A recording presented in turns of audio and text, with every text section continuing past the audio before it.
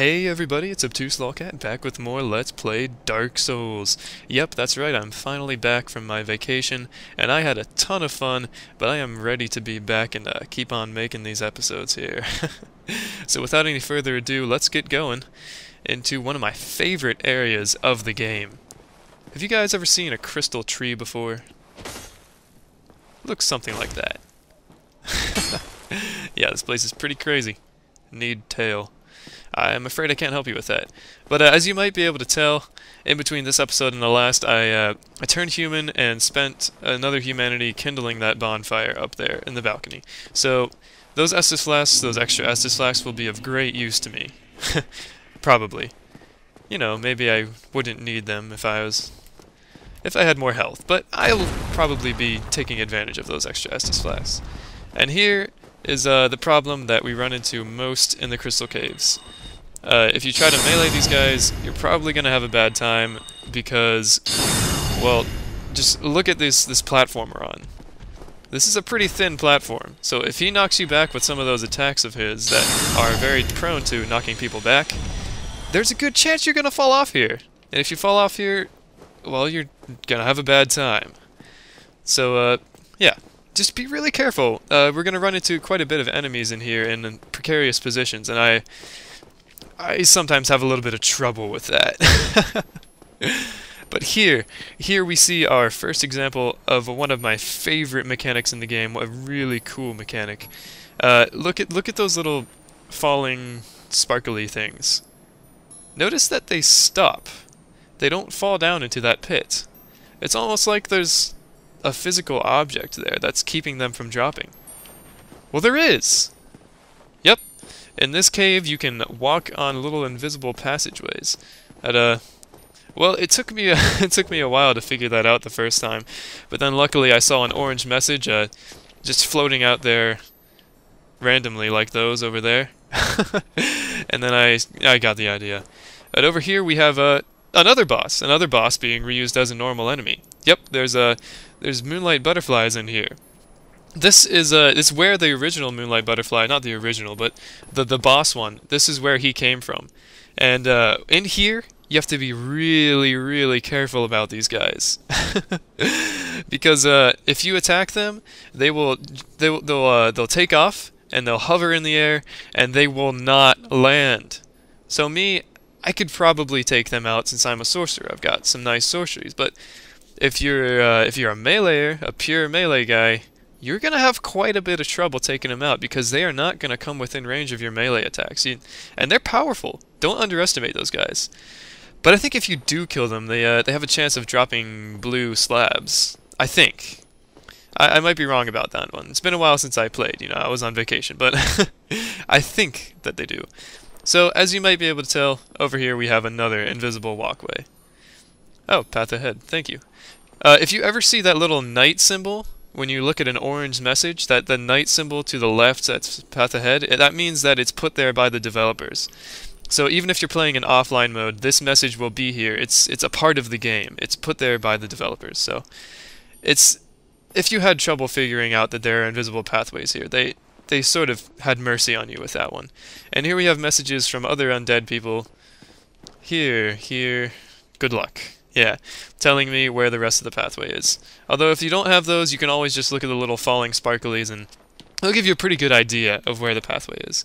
This is one that I always have trouble with. Because look at this narrow walkway. And we have to fight one of the golden crystal golems. So, if you get hit by him, there's a very good chance that he will knock you off. Because this platform is not very wide, and it's slanted. And also, if you try to wrap around him like I did just there, and he hits you, you're probably going to get knocked off the side. That's happened to me many, many times, and sometimes it's kept on happening to me over and over. One time when I had summons in. So I kept on resummoning the same people, coming out to this bridge, and getting knocked off the cliff by this guy, like I almost did right there. So I'm going to go ahead and give him some soul spears. There you go. And I'm just going to do a little dance around him, and hopefully not get knocked off.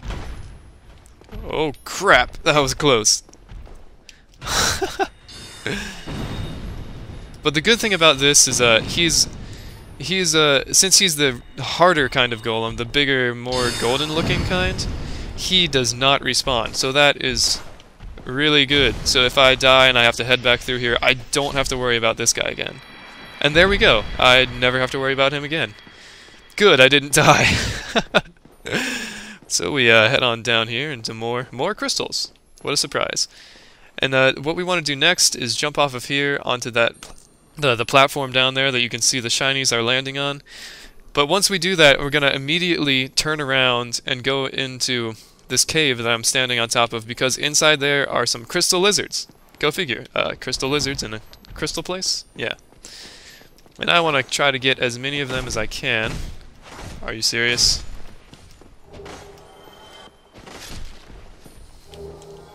Alright. Got some decent stuff, but also my katana's almost broken. So yeah, that's fantastic. But over here, this is entirely optional. But for me, I definitely want to pick it up. Over here we can get a... See that shiny over there? Yeah, that's a Titanite, or a blue Titanite slab. So I would be really interested in picking that up, because then I could finally finish upgrading my Uchi katana.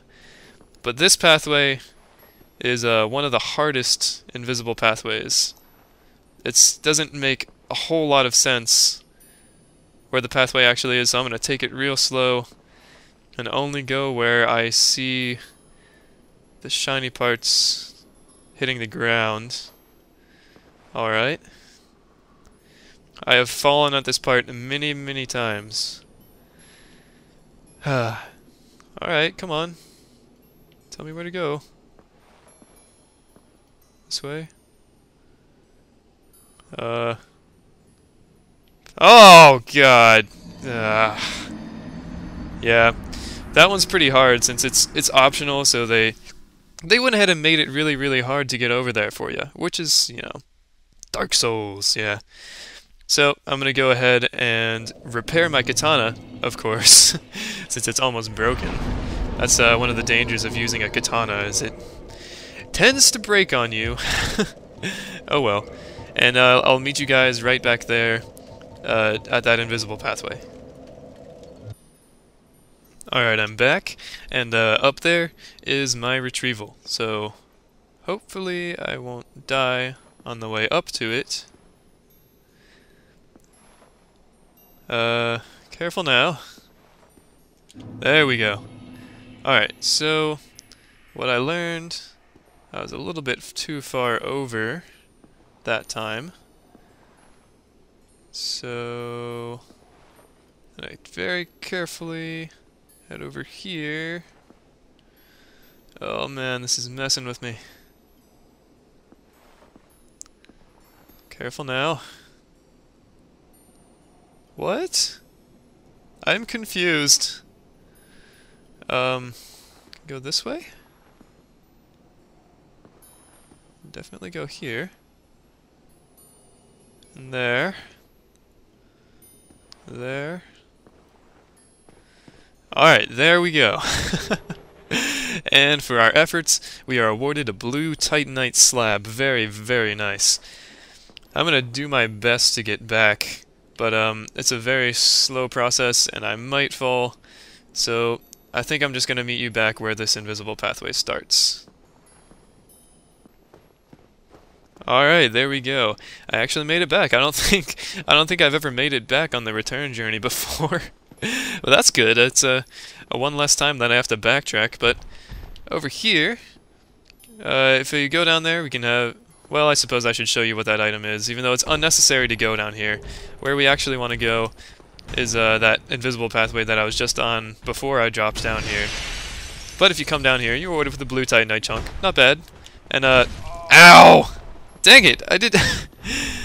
I was gonna say, pro tip, don't go over down to that side of this little hexagonal crystal deal, because you will fall.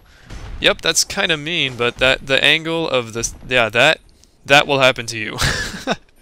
The angle of that side over there is too great for you to walk on it. So that's kind of mean that they put that there, but oh well. And it might look like you're trapped, but you're not. You can actually take this invisible walkway back up here. where we fought the bigger crystal golem. I can sprint because I'm confident, and just head on right back down. So yeah, if you want that blue Titanite shard, or chunk, whatever, blue Titanite chunk, if you want to go out of your way to get that, go ahead. For me, it wasn't really worth it. I don't really have that much use for blue Titanite chunks anymore. But this part is just a straightaway to, let's see. Can you see that, the little outcropping of rock right over there? That is where we're headed, and to get there, it's just a complete straightaway from here. So, go ahead and sprint over to it. You might want to hang a little bit to the left of the outcropping, because I think if you go too far to the right, there isn't a wall there, so you'll fall. Over here we have another Moonlight Butterfly, not interested. And over here, we have my favorite clam-based enemy in the game. Yeah, these guys, they're basically clams that are hungry for flesh. And, well, they may look ridiculous, but their power is also ridiculous. Do not underestimate these guys. They can and will one-shot me. I don't know about you, maybe you have more health if you also are playing along or something. But me, they will easily, not one-shot me, but they have combos that they do, like they push forward and drag. And that would probably kill me in one hit, I think. But these guys, they have some really nice drops. But if they drop it, it will show up inside their mouth after you kill them and it opens up. So don't think that they don't have drops just because you don't see the shiny. Stick around and check out their mouth, because they have some drops that I wouldn't mind picking up. I think for the most part I'm just going to stick back and hit them with some great soul arrows, because, you know, it's working out. They don't resist magic. They aren't crystal. And here we go, Twinkling Titanite. That's one of 2 drops that they have. And Twinkling Titanite is great. It's used for upgrading special equipment, which I think I've already explained. But if I haven't, that's what it's for. Or you can buy it. Or yeah, this is one of the few ways to obtain it. Besides, you can buy it from the giant blacksmith, but it's kind of expensive. So this is a good way to obtain some, if that's what you're interested in. And there we have a Purging Stone that, of course, breaks Curse, which might be useful in this upcoming boss fight, because it's against Seath, and, you know, Seath can curse you. For some reason, crystals in this game cause curse. Okay, I don't... Oh, man. Oh. That was fantastic. I did not mean to aggro all 3 of these guys at the same time. Please die. Yes, you too. Please die. I should probably heal. Man, these guys are... They don't let back. Okay, okay! Alright, we're doing good. Let's get some Crystal Soul Mass up in here. 520, not bad. Alright, I got one. 650. These guys really don't like homing Crystal Soul Mass, do they? Yeah, there you go. Did you drop me something? Twinkling Titanite, cool. I am the Clam Master. And another Purging Stone. So if you want to farm Twinkling Titanite or Purging Stones, or whatever, you can come down here with some humanity and maybe a Gold Covetous Serpent Ring, and you can farm those items from them in that way. So that's pretty cool. Those guys are pretty tough. And over here, this is the boss fight arena. Over there, you can see the Primordial Crystal. That is the source of Seath's immortality. But unfortunately, there's something very specific I want to do in this boss fight, and it might take me a very long time to do. It has before. So I'm afraid I'm going to have to end the episode possibly a little bit short. I'm going to have to end it right here. So thank you guys for being patient with me while I was on vacation. I really hope you guys enjoyed this episode. I had fun making it. Yeah, this has been Obtuse Lolcat. Thank you all so much for watching. I'll see you next time.